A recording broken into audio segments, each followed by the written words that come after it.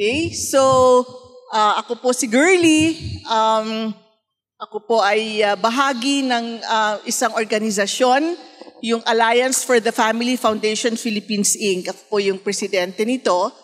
Ang ALFI po, or yung Alliance for the Family Foundation Philippines Inc. or ALFI, kami po ay isang secular, non-profit organization na ang amin pong layunin ay ipagtanggol at i-promote po ang life and family, buhay at pamilya. Nandun po kami sa Kongreso kapag may mga bill po na sa tingin po namin ay nakaka-apekto sa buhay at pamilya. Naging involved po kami quite deeply and extensively during the RH battle. Okay? At nakipagtunggali po kami sa Supreme Court. Sana ho ay meron din tayong isang pagkakataon na maibahagi ko naman sa inyo ang naging desisyon ng Korte sa RH journey or RH battle, kasi po marami pong hindi pa rin naipapaliwanag kung ano ang kahalagahan ng desisyon ng Supreme Court dyan po sa RH law. Anyway, hindi po yan ang pag-uusapan natin ngayong gabi. May isa pa ho tayong kinakaharap na isa hong issue na naman, isang challenge sa ating mga Pilipino, lalo na sa ating mga Pilipino, ang ating kinakaharap sa ngayon, no? At alam ho natin, yan ho ay ang issue ng divorce. And it's very, very important to all of us as individuals and as a nation.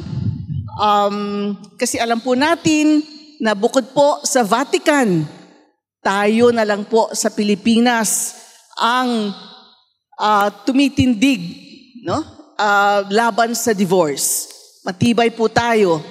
Sabi ho ng iba, ang titigas ng ulo ng mga Pilipino, na hindi lang matitigas ang ulo, makikitid pa ang pag-iisip dahil hindi raw tayo bukas sa mga panibagong trend, no? All over the world.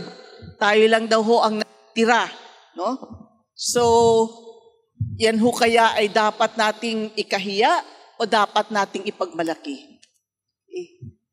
Dapat ho nating ipagmalaki yan. It is a badge of honor. Kasi po, nangangahulugan na tayo as individuals and as a nation, we value the institution of marriage. And kapag pinag-usapan po natin ang marriage o ang kasal, hindi rin po natin pag-uusapan ang ang pamilya. Okay? And no one is exempt. Hindi po pwede yung isa lang ang interesado sa ganitong issue. Dahil bawat isa po sa atin ay apektado sa issue na ito. Bakit po? Kasi bawat isa po sa atin, walang exception, ay bahagi ng isang pamilya. No? At ang sabi nga ho nila, okay, ang marriage daw po ay foundation of the family, and ang family ay foundation of our nation. Okay? So, magkakakabit po ito. Hindi po pwedeng pag-usapan ang isa na hindi pag-uusapan ang iba. So, hindi pwedeng pag-uusapan ang marriage na hindi pag-usapan ang familia, at hindi po pwedeng pag-usapan ang marriage and family na hindi pag-uusapan ang katatagan ng ating bansa. Okay? So ano man po ang nakaka-apekto sa marriage, makaka-apekto po yan sigurado sa ating familia, at kung ano ang makaka-apekto sa marriage at sa familia, sigurado pong makaka-apekto yan sa ating bansa. Okay. So, okay, handa na ba yung ano natin? Okay, so, meron po akong munting inihanda sa inyo. Pagpasensya niyo po, ako po ay isang abogado at maaring ang iba ho sa inyo dito, meron po bang lawyers na nandito? Okay. Panyero, kumusta po? Oo. Pagpasensya niyo po doon sa mga hindi abogado, ako po, I will discuss some legal provisions and make reference to some legal materials.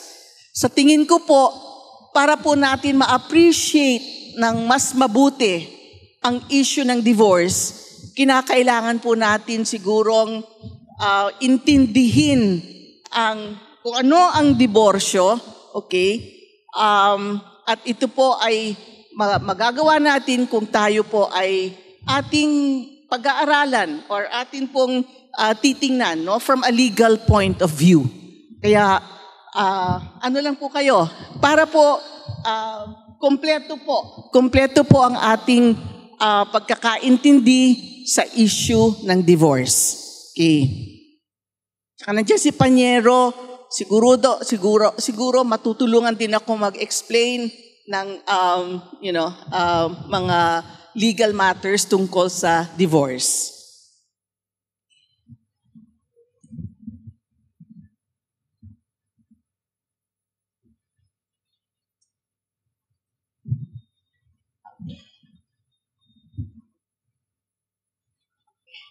All right.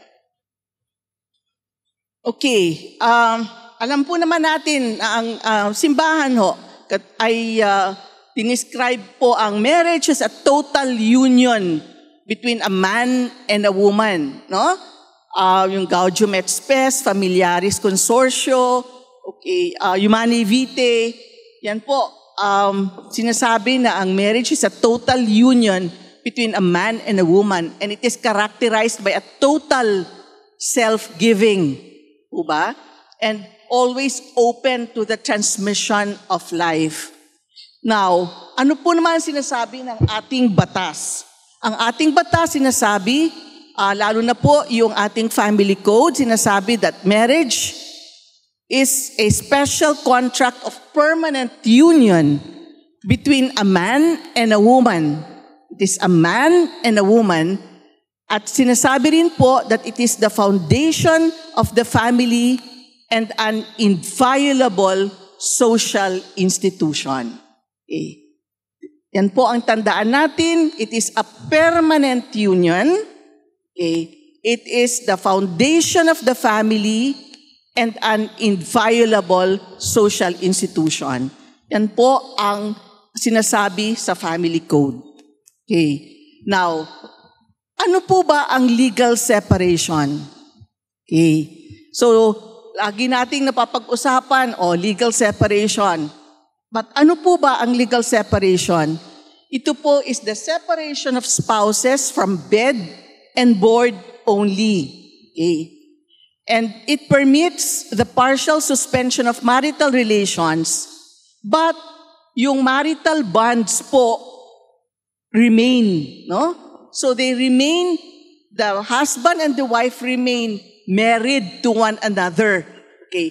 Pwede lang po silang magkahiwalay ng bed and board, pero yung marital bond po nila, hindi po yon napuputol. Nandyan pa rin po yon. Yun po ang legal separation. Okay?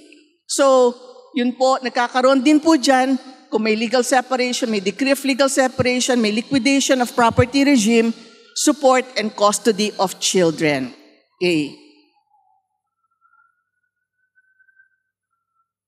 So, ano po yung grounds for legal separation? Mabilis lang po. Para may idea lang po tayo kung ano po ang grounds for legal separation. Ayun po yung mga grossly abusive conduct directed against the petitioner, a common child, or a child of the petitioner. Ganon din po, repeated physical violence. Physical violence or moral pressure to compel change to change religious or political affiliation, attempt of respondent to corrupt or induce the petitioner, a common child, or a child of the petitioner to engage in prostitution or connivance in such corruption or inducement. No? And then final judgment sentencing the respondent to imprisonment of more than 6 years, even if pardoned. Drug addiction or habitual alcoholism of the respondent. Yan po yung some of the grounds. Ito po, lesbianism or homosexuality, contracting by the respondent of a subsequent bigamous marriage, whether in the Philippines or abroad, sexual infidelity or perversion, attempt by respondent against the life of the petitioner, or abandonment of petitioner by respondent without justifiable cause for more than 1 year. Ito po yung some of the grounds for legal separation. Para lang po, may idea tayo. Okay. Now, ano naman po ang tinatawag nating annulment, no? Okay. So, yung legal separation po, iba yon sa annulment. Ano naman po ang annulment? Ang annulment po, dalawa. Yung annulment of voidable marriage at yung isa naman is declaration of absolute nullity of void marriage. So, ano po ang pagkakaiba nito? Yung voidable marriage, yun po ay may defecto. May defecto ang marriage at the start of the marriage. Ano po yung mga grounds for annulment of voidable marriage? Lack of parental consent, insanity, consent obtained by fraud, force, intimidation, or undue influence, physical incapacity to perform marital act, and the incapacity continues and appears to be incurable or impotence, sexually transmissible disease that appears to be serious and incurable. So, marriage has a legal defect from the start that makes it voidable. No? So from the start, may problema na, may defecto dahil nga sa lack of parental consent, so on and so forth. Pero, pwede pong, ang mangyari niyan, pwede po yung both spouses, pwede nilang isang tabi, no, during marriage, no. Kung let's say medyo may mental illness, pero gumagaling naman, may mga ayos naman hong mga episodes yung one of the spouses. They may choose not to have their marriage annulled. Okay? Kasi pwede ho nilang i-ratify. No? Ngayon din po, kung yung lack of parental consent, kung nakaabot na ho sila ng 18 or 21 years old, they may choose, they may choose not to have their marriage annulled. So, ibig sabihin ho noon, the spouses can choose to na ipagpatuloy po ang kanilang pagsasama, no? Hindi i-annul yung marriage, no? So yung pag pina-annul ho yung marriage, ang marriage bond ho ay napuputol. Okay? So pwede na ho sila ngayong mag-asawang muli sa iba. Okay? So, yun ho ang kaibahan ng legal separation at ng annulment. Yun po namang annulment, meron din po tayong tinatawag na declaration of absolute nullity of void marriage. Annulment din po yun. Ito naman ho, ay yung marriage sa simula't simula pa ay void na po siya. Parang wala ho talagang marriage, no? Kasi void ho siya. Ano ho ang mga grounds nito? Any party below 18, even with the consent of parents or guardians. No? So void ho yun. Solemnized by any person not legally authorized to perform marriages unless either or both parties believed in good faith that the solemnizing officer had the legal authority to do so. And then kung wala pong lisensya, no? May mga exceptions ho yan. Pero bigamous or polygamous marriages, except in case of presumptive death due to absence for 4 consecutive years. So yung tinatago nilang annulment of void marriage or yung declaration of absolute nullity of void marriage. Kasi from the very start, kung tutuusin po, walang marriage there is no marriage considered to have been celebrated. Kasi nga po, ang defecto from the start of the marriage. Okay? So, ito rin po, similar grounds din po, sa Catholic Church, ito rin po ang recognize lang nila, yung Declaration of Absolute Nullity of Void Marriage. Okay? Ito ho yung sa atin, sa civil law, yung annulment of void marriage o tinatawag nilang Declaration of Absolute Nullity of Void Marriage. So ito po yung ibang grounds of absolute nullity of void marriage. Yung pong incestuous marriages, no? Yung kung let's say yung amain, hindi ho incestuous ho yun. Tapos void from the beginning for reasons of public policy. So let's say yung nag-adopt, hindi po pwedeng pakasalan yung in-adopt. Okay, yung adopting father, tapos yung in-adopt na daughter, hindi po pwedeng pakasalan ho yun for reason of public policy. So, dito po, yung sabi ko nga ho, walang, and then yung tinatawag ho nilang psychological incapacity. No? Naririnig ho nyo yan, psychological incapacity. Ngayon ho, yun din po, ang pag sinabi ho ng korte na may psychological incapacity, yun po ay annulment. Ina-annul ang marriage kasi considered na void yung marriage from the very start. So, ang nangyayari ho doon, it's declaration of absolute nullity of a void marriage. So, anong nangyayari ho kapag ina-annul? Wala hong marriage to speak of. Okay? Kaya pero kailangan po ng court na i-declare, no, na annulled na yung marriage. Hindi ho po pwedeng ang mag-asawa ang magsabing, walang kasal na nangyari kasi ito yung ground, no? Below 18 yung babae, kaya walang kasal na nangyari. Kinakailangan pa rin po na magpunta sa korte para ipadeklara na void yung marriage. Kung hindi nyo po gagawin yon, bali hindi po considered na annulled yung marriage. You need a court declaration that the marriage is void, no, from the very start. So, yung annulment po, ang marriage band napuputol. And ano po ang consequence niyan? Pwede po ulit mag-asawa ng iba, yung babae at ang lalaki. Okay? Legal separation, hindi po. Magkahiwalay lang ng bed and board, pero yung marital bond, nandyan pa rin po. Kaya, hindi po pwedeng mag-remarry ang either or both spouses. Okay. So, yung psychological incapacity, alam nyo ho, may bago hong ang Supreme Court, ang sabi ho ng Supreme Court, hindi ho yun medical illness. Kaya ngayon po, yung expert opinion ng psychiatrist or psychologist, maaring hindi na po kailanganin sa korte. Okay? So malaking kabawasan po yun sa gastos. Kasi siyempre, magastos so, yung kukuha ka pa ng psychiatrist, i-examinin kayo ng psychiatrist, tapos magte-testify pa yung psychiatrist sa korte. Kaya ngayon po, base sa huling desisyon ng Supreme Court, maaring hindi na po iyan kinakailangan. No?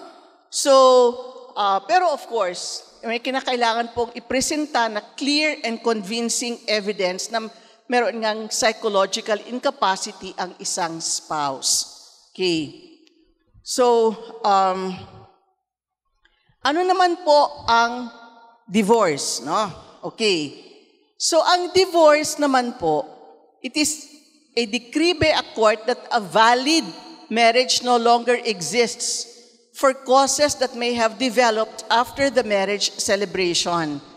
Okay, so ibig sabihin po ng divorce, may valid pong marriage. Okay?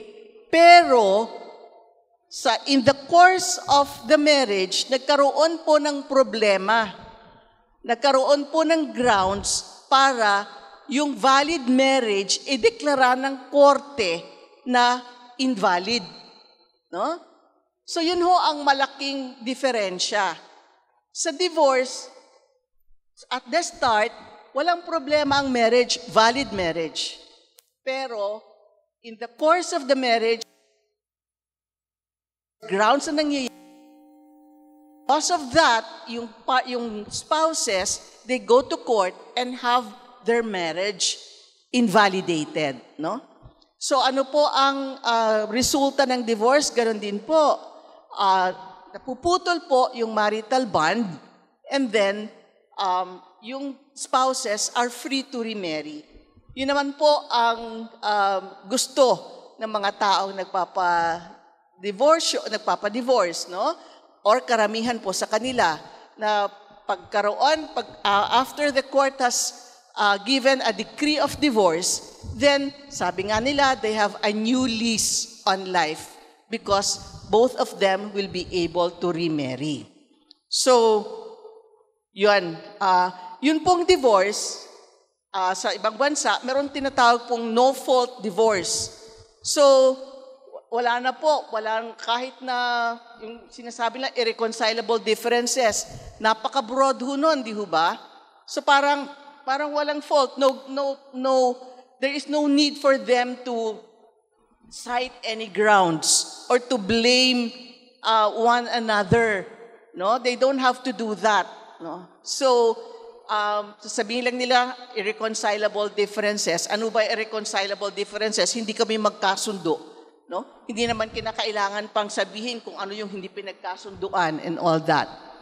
So, yun po ang no-fault divorce. Meron naman pong fault-based divorce. Dito, may mga grounds po na provided ang batas at yun po ang pwedeng gamitin para humingi, no? Or mag-petition ng divorce sa korte. Okay. Now, yung foreign divorce decree, ito ho, sinasabi nila, may divorce na naman sa Pilipinas. Ang foreign divorce decree po, nangyayari ito kapag ang isang Pilipino ay nakapangasawa ng isang foreigner. Na yung foreigner na yon, ang kanyang bansa allows him or her to secure a divorce. No? So kung ngayon, yung foreign spouse obtains a divorce, yun pong divorce na yon is recognized, no? In the Philippine courts. Kasi sabi ng family code natin, yung kung hindi papayag, kung hindi i-recognize dito, kawawa naman yung Filipino, no? Kasi as far as the Filipino spouse is concerned, kasal pa siya, pero yung foreign spouse niya, may divorce na, no? So only in that case na when a Filipino spouse is married to a foreign or a foreigner, then and the foreigner obtains a divorce based on his laws, no, on the laws of his country, then that divorce obtained in a foreign court may be recognized in the Philippine courts, no? And yung Filipino spouse, ganun din po, will be considered divorced also, and the Filipino spouse will also be free to remarry. Only in that case. So sa ngayon, yun lang po ang divorce na recognized, no pwedeng i-recognize ng Philippine courts. Now, so ano ho ang difference between annulment and divorce? Ang annulment, yun nga, walang no marriage, no, from the start. Or may defectong, serious defect at the start of the marriage, no? And that's why may reason to have it annulled, no? Or walang marriage to start with kasi yun nga, walang tinatawag nilang capacity or consent to start with. Pero in both cases, kinakailangan magpunta pa sa korte at humingi ng decree of annulment. Ang divorce naman po ay both spouses are legally and validly married, but they choose to legally terminate their marriage. So malaki po ang diferensya noon. Kasi sa divorce, may valid marriage, pero they decide, ayoko na. I cannot stand your face when I wake up in the morning anymore. So ayaw na kitang makita, gusto ko na lang ng divorce. Okay? So, yun po ang malaking diferensya. In both instances, annulment and divorce, wala nang napuputol yung marital bond, and then pareho na po silang pwedeng mag-remarry. Okay? Kukuha po ba ninyo? Okay. So ngayon, ano po ang sinasabi ng family code natin? Okay, so sinasabi that the Filipino family is the foundation of the nation. Accordingly, it shall strengthen its solidarity and actively promote its total development. And then, ito sinasabi po ng ating konstitusyon, no? And then, marriage as an inviolable social institution is the foundation of the family and shall be protected by the state. Bakit po natin kinakailangan alamin ko ano ang sinasabi ng Constitution? Kasi yung Constitution po is the supreme law of the land. Okay? So, kung hindi po natin susundin ang Constitution, ay anarkiya na po, magkakagulo po tayo. Dapat to, lahat tayo without any exception, lalong-lalo na ho ang ating mga legislators, dapat alam nila kung ano ang sinasabi at ipinag-uutos ng ating konstitusyon. Okay? Dahil kinakailangan po nating we have to honor and we have to obey and we have to follow the Constitution. Kaya sinasabi rin po dito sa Article 15 ng Constitution na ang estado natin, no, ay may mahalagang tungkulin na protektahan ang family at ang marriage. Okay? And yun pong Article 15, sinasabi rin po that marriage is an inviolable social institution. Ngayon, mabigat ho yun when you say inviolable social institution. Ano po bang ibig sabihin ng inviolable? Okay. Yung diksyonaryo po, sinasabi ng inviolable means incapable of being transgressed or dishonored. Hindi po kinakailangang i-violate, hindi kinakailangang i-breach, no? Or i-dishonor. It is sacred, holy, untouchable, unbreakable, unfringible. So, when you say that marriage is an inviolable social institution, you are saying that marriage is sacred, it is holy, it is untouchable, it is unbreakable, it is unfringible. And isa pong principle na fina-follow ng mga abogado po, no? Lalo na po ng Korte Suprema, kung maliwanag ang sinasabi ng konstitusyon, hindi na po kinakailangan kung ano-ano pang explanation. I-apply na po yung plain meaning, yung tinatawag po nilang verbal legis. Ano po yung plain meaning na sinasabi sa konstitusyon? Ang plain meaning po na sinasabi, maliwanag na maliwanag, ay ang marriage is sacred, holy, untouchable, unbreakable, uninfringible. No? So it is something permanent. Hindi nyo pwedeng galawin ang marriage. Maliwanag po yan sa konstitusyon. Napaka-plain po ng meaning niyan in the Constitution. Okay. So, ngayon, is divorce prohibited, allowed, or discouraged by the 1987 Constitution? Ano sa tingin nyo? Okay. Alright. So ano po yung intent? Ano hinaling po natin? Yung intent of the framers of the 1987 Constitution. Kasi meron po lumalabas na argumento, siguro alam ni Panyero, na ang sabi raw po, yung si Father Bernas po, nung tinanong po niya si Gito Gascon, sila po ay mga miyembro ng Constitutional Commission, no? Nasabi raw po ni Gito Gascon ay hindi naman daw po ipinagbabawal ang divorce sa Constitution. Hindi po tama yung lumalabas na argumento. Siguro sa mga nagbabasa po sa inyo sa Facebook, hindi po tama yon dahil hindi ang sinabihan po nung dalawang miyembro ng Constitutional Commission, si Mr. Maambong at si Mr. De Castro, pinaalalahanan po niya si Mr. Gascon that marriage is not a mere contract but an inviolable social institution.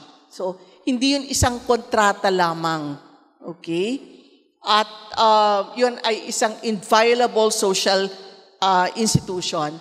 At kaya po, noong lumabas ang final text po ng Constitution, ay yun na nga po ang nakalagay.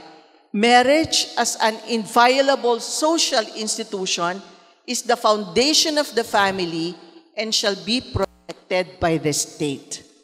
Okay? Maliwanag po, yan po. Okay? So, yung pong proposal ni Mr. Gascon, wala po doon yung word na inviolable. Ang proposal po niya, yun lang, nakalagay, the institution of marriage as the foundation of the family. Wala po doon yung word na inviolable. Samantalang, ang nakalagay po sa konstitusyon, ang final text po ng ating konstitusyon ay nagsasaad that marriage is an inviolable social institution. Kaya maliwanag na maliwanag po ang intent ng mga bumalangkas ng ating konstitusyon na gawin ang marriage na holy, sacred, holy, untouchable, unbreakable, inviolable. Okay, bakit? Kasi ang marriage po ang foundation ng family at ang family ang foundation ng nation. Okay? Can you imagine kung yung marriage pa lang gagalawin mo na yan? Di ba? Domino effect yan. Anong mangyayari sa family? Anong mangyayari sa ating bansa? Okay? So, yan po. Okay. So, ano sa tingin nyo? Is divorce prohibited by our Constitution? Ano sa tingin nyo? Okay. It is prohibited by our Constitution. Is divorce allowed by our Constitution? No. And is it discouraged by our Constitution? Yun po ang konklusyon, wala nang iba pa. Huwag po tayong padala sa mga argumento na nagsasabi ng iba. Dahil yan po ang sinasabi, maliwanag ng ating konstitusyon. Okay. Now, yung punta naman po tayo doon sa House Bill number 9349, yung tinatawag nilang Absolute Divorce Act. Ito po yung tinalakay nila sa House of Representatives na nung una po, hindi pa po eleksyon ay nagkakaroon na ho ng dagdag. Alam nyo, nagkaroon ng botohan dyan. Alright? 109, tapos 109 ang nag-vote against. 126 ho ata ang nag-vote for. 20 ang nag-abstain. Ngayon, sabi ni Tito Soto, Senator Soto. Okay. Siya po ay walang dudang kaalyado po natin na nagbabantay sa buhay at pamilya. Sinabi po niya, hindi yan majority. Yung 126 hindi majority. Ang majority is 127 o 128. Alam niyo ho ang nangyari kinabukasan. Tapos na ho yung botohan, hindi ho ba? Kinabukasan na iba na ho yung numero. Okay? Naging 131 na ho ata, bigla yung numero. Mali raw ho ang kanilang pagbilang. Nagkamali raw ho sila sa pagbilang. Tingnan niyo ho yan. Okay? Wala pa ho tayong eleksyon yan, ha? Sa House of Representatives, composed of mga kagalang-galang po nating mga kapatid na ate pong inuloklok sa kanilang mga posisyon bilang mga kagalang-galang na legislators ng House of Representatives. Okay, so whether or not makukonsider po nating napasa na sa House of Representatives, ang ginawa po ng House of Representatives ay dinala na po ang kanilang version na sabi nila approved on third reading sa Senado. Okay. So, tatalakayin ko ho ng very briefly kung ano po ang importanteng features nitong divorce bill na ito. Okay. So, ang nakalagay ho doon, marriage is a social institution and the foundation of the family. Ano po ang napansin ninyo doon? Ano po yon? Okay.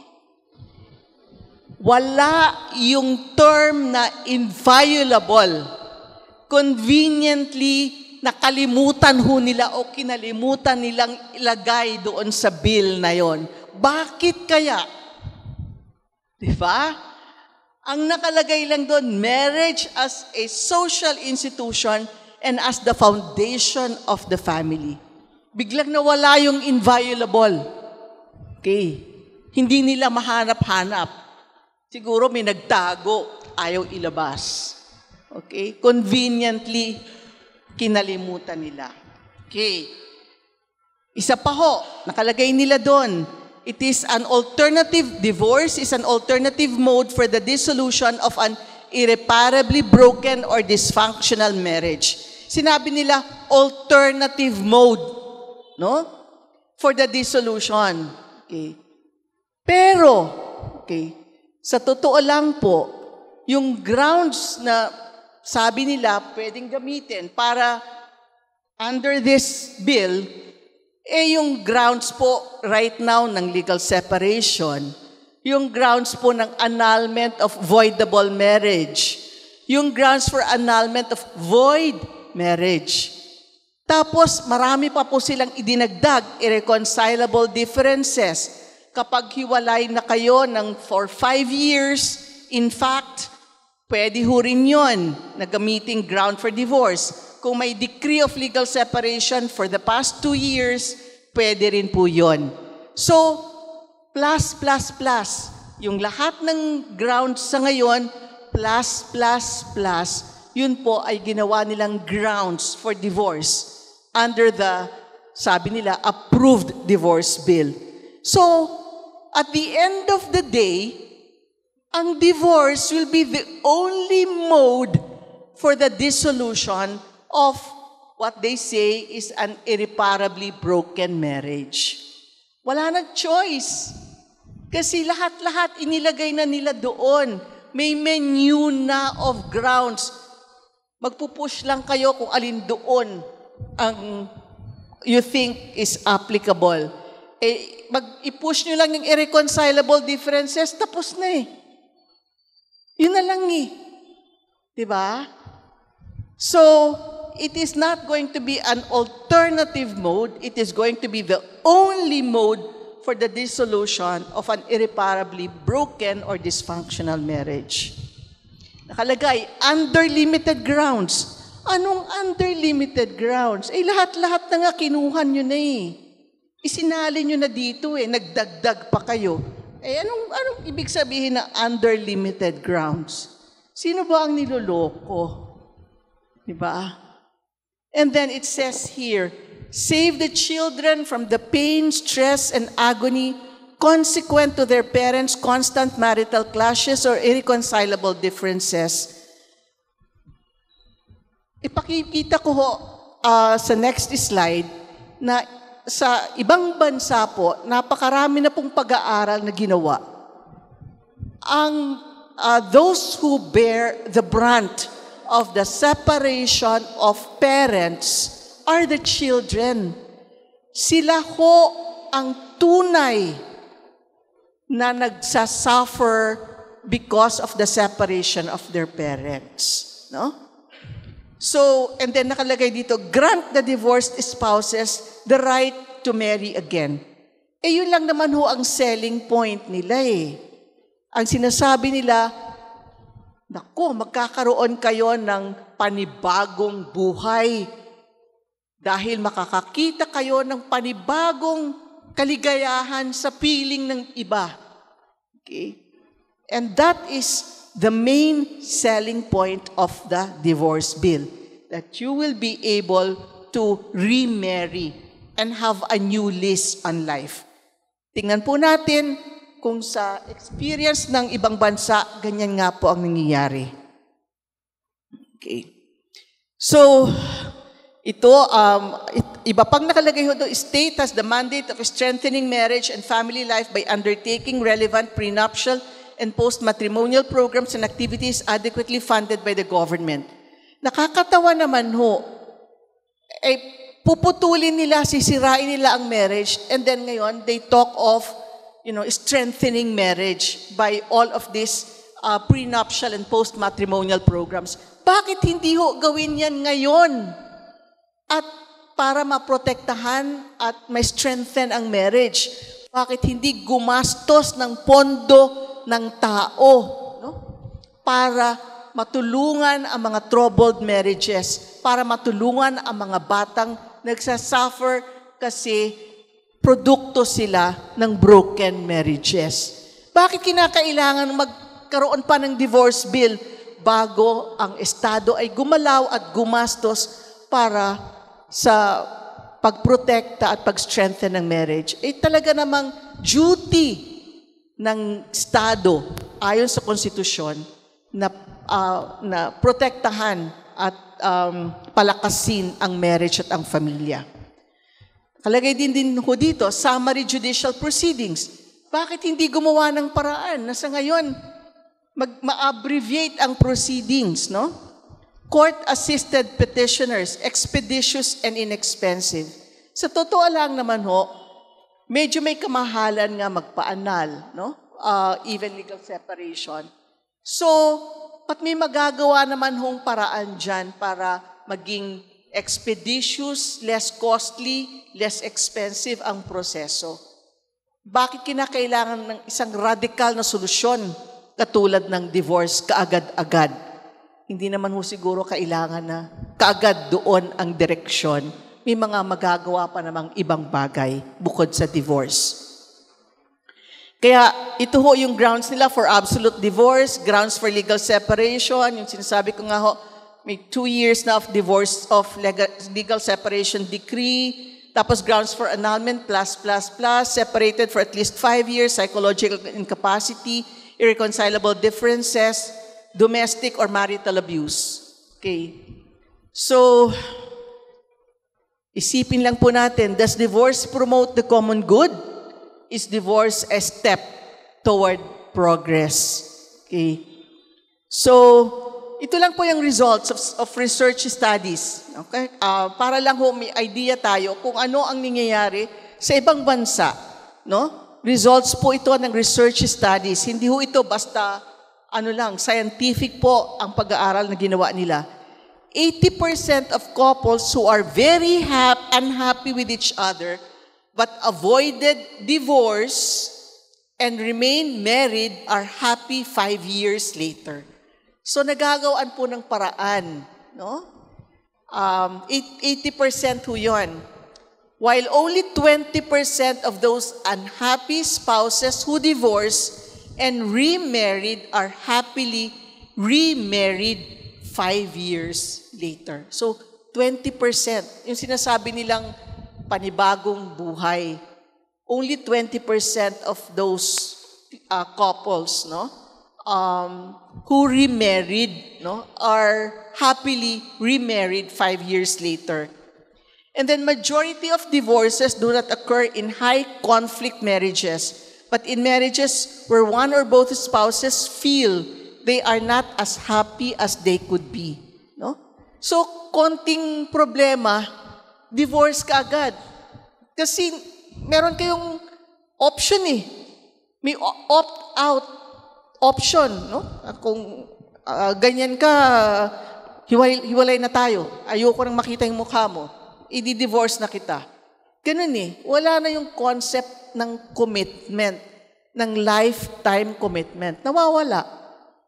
In the US, while 40% of first marriages end in divorce, 70% of second marriages end in divorce, and pag third marriages, mas malaki ang percentage. So, ibig sabihin, pag nag-remarry ka, mas malaki ang probabilidad na kayo ay maghiwalay ulit, no? So, 70% yun. Pag third marriage, sabi nila mga 80%, and so on and so forth. So, hindi totoo na pag second marriage ninyo, that's going to last a lifetime, no? Kasi supposedly, you've learned already from your mistakes. Sa pag-aaral sa ibang bansa, hindi po ganon ang nangyayari. So, ito po yung pag-aaral na ginawa ni Dr. Judith Wallenstein, no? It is in adulthood that children of divorce suffer the most. The impact of divorce hits them most cruelly as they go in search of love, sexual intimacy, and commitment. Their lack of inner images of a man and a woman in a stable relationship and their memories of their parents' failure to sustain their marriage badly hobble their search, leading them to heartbreak and even despair. Ang pag-aaral po sa ibang bansa, ito po si Dr. Judith Wallenstein, 25 years po siyang pinag-aralan ang mga bata na produkto ng separated parents. And even in their adulthood, or more so in their adulthood, mas nagmamanifest po more seriously and more gravely ang mga epekto po ng paghihiwalay ng mga parents, no? The children are not able to move on. Somehow, dadadala po nila yung bagahe ng separation ng kanilang parents until tumanda po sila. Okay.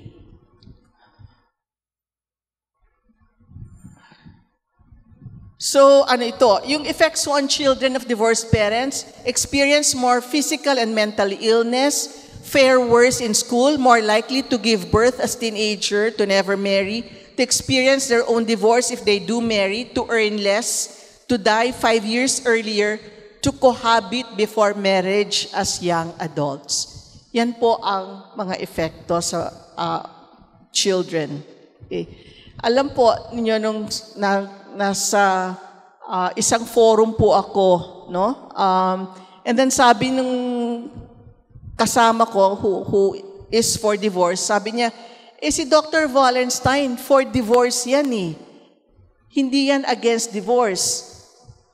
Di sabi ko, iniisip ko, kung for divorce si Dr. Wallenstein, di lalo nang mas credible ang resulta ng studies niya, hindi po ba? So, for 25 years, inaral niya. And I doubt na kumbinsido siya na maganda ang divorce considering ang resulta ng kanyang mga pag-aaral. Puro masama ang epekto not only sa couples, but lalo at higit sa mga anak. So, effects of legalized divorce. So, kung ililegalize po natin ang divorce, it abolishes marriage as it is understood historically. Ano po ba? Wala nang till death do us part. Napakadali na po kasi na putulin na natin itong relasyon natin. Okay? Ayoko na sa'yo. I cannot stand you anymore. Napakadali po kasi nandiyan naman yung divorce. One who enters marriage cannot be certain that the spouse is committed to be with him or her until death. Kasi nga po, wala nang commitment eh. As a practical matter, couple marrying must recognize that their marriage could effectively end anytime, even with little or no warning. It could end anytime. The following day, paggising ng asawa ninyo, ayoko na. Diborsyo na tayo. No? That's very possible. And nagiging unstable and temporary ang status ng marriage instead of marriage being a permanent union. Diba? It becomes very unstable, very temporary. So wala na pong concept of commitment. So marriage becomes less attractive and has in fact become less common. Cohabitation or yung mga live-in becomes an attractive option to marriage since cohabitation can be terminated at any time without need of legal proceedings. And it affects every marriage, hindi lang po yung mga troubled marriages. No? Kasi nga ho, nawawala na yung concept of commitment. Kaya, bawat marriage, kahit ho, maganda ang pagsasama, maaring maapektuhan din po yan, hindi lang ang troubled marriage. So, ano po ba ang talagang problema? Ang marriage po ba ang problema? Baka ho hindi marriage eh. Baka ho yung tayo po, yung mga tao, no? Hindi ho yung marriage eh. Kasi yung marriage ho has withstood the test of time. Kung marriage po ang foundation of the family, marriage has been there even siguro before all of us came to be. Di ba? So what does that mean? Ang marriage has withstood the test of time. Pero, ang inaatake po ng divorce, no? Ay ang marriage. Napaka-radical na solution. Kasi, ang divorce is the complete kabaliktaran po ng marriage, no? It's a complete antithesis of marriage. Kaya, kung hindi marriage ang problema, bakit marriage ang ating aatakihin? No? Bakit divorce ang solusyon? No? Hindi ho marriage ang problema. Siguro yung konsepto po natin sa marriage, baka yan ho ang problema. No? Kasi sabi nga nila ngayon, iba na ho ang tingin ng modern ng mga tao ngayon sa marriage. Parang it is supposedly a source of unlimited happiness. Pag may konting problema, nadidisappoint, nadidisenchant na ho because hindi pala ganun eh. No? Akala ko mapapaligaya ako ng marriage and all of that. No? But of course, alam natin, no? Sa simbahan, tinuturo sa atin na ang marriage is yes, every day. No? Na kinakailangan is a struggle every day and kailangan Christ has to be there in the center of the relationship para po, to overcome every struggle every day. So problem siguro lies in the couple, hindi po yung marriage. No? Ang marriage yung inaatake, pero ang problema hindi ang marriage, kundi ang couple. Okay. So divorce is the complete antithesis of marriage. Okay.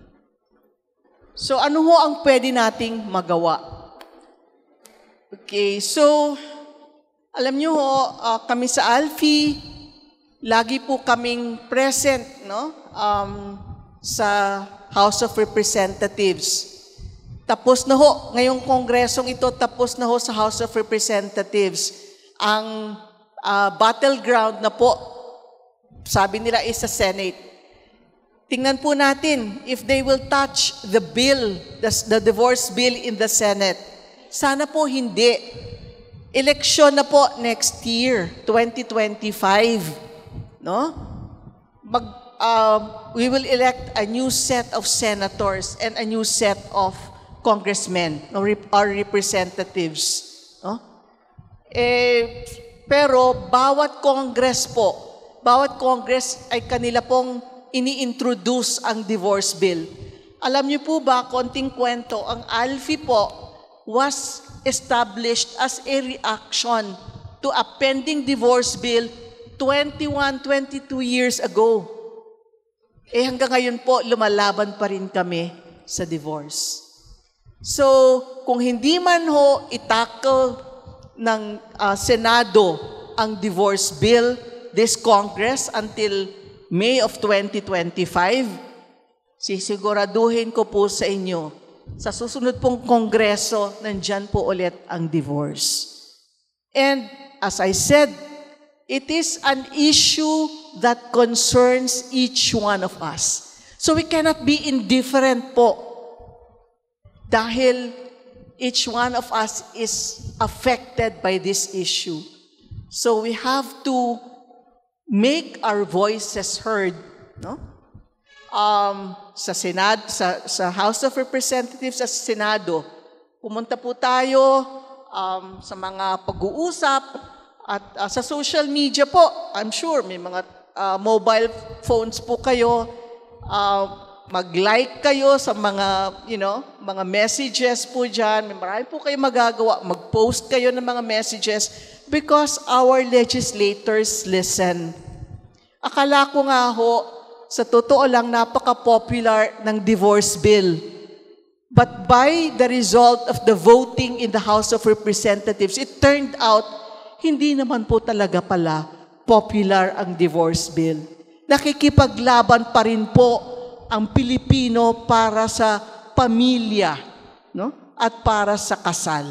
Kaya sana po bawat isa sa atin dito, ganon din po ang sentimiento that we will continue to fight for marriage and we will continue to fight for family because in doing so, we continue to fight for our nation. Okay, so ito lang po, mga call to concrete action, yung social media. Ang kailangan po, vigilance. Okay? Charity towards all at all times. Respeto po sa bawat isa.